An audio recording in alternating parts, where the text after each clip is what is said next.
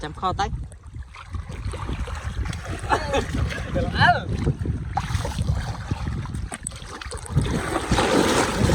cho mà lạ luôn rồi mà rồi trai mình lại cái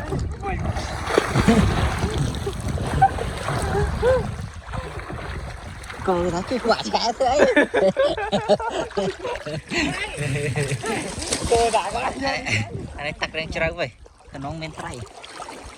chặt nó lên chơi vậy trip bên đánh vía về bằng cớ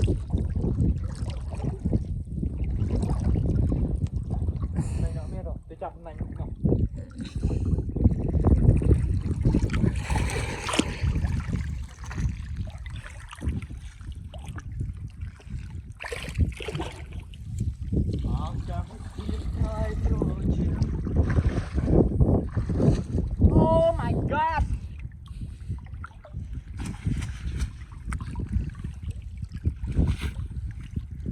Này như nó mà bong trâu mà đó tí lâu rồi.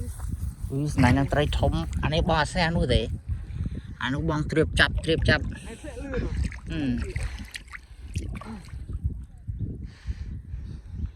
mình này mình spa tập tích sao trường nè chuột mùi hè anh nuôi à đây sẽ vô bên đây nhung đọc vô bên đây nhung hiện đây đọc đây chập bán đi đó cô về suy dân chấm nắm tay vô còn quê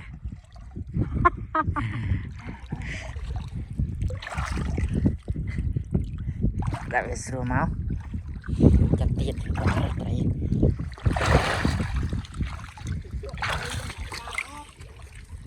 ủa này bột liêng máu ấy trai chưa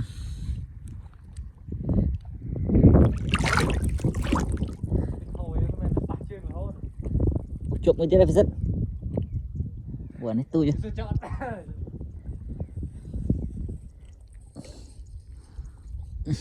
con người chăn chắc như này.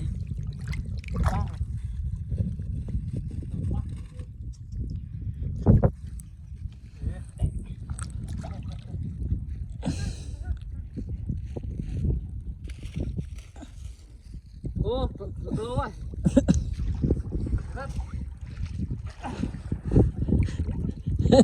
trong rất băng slap phình nó mới chơi vậy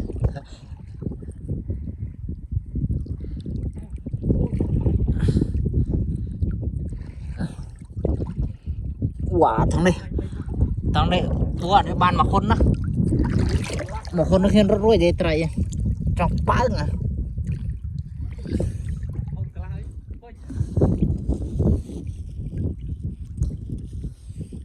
bụi dân chăm tinh tăng nè môi mò ngày đó ngày sáng về là nghe dân từ nấy dân bao tầng vậy hả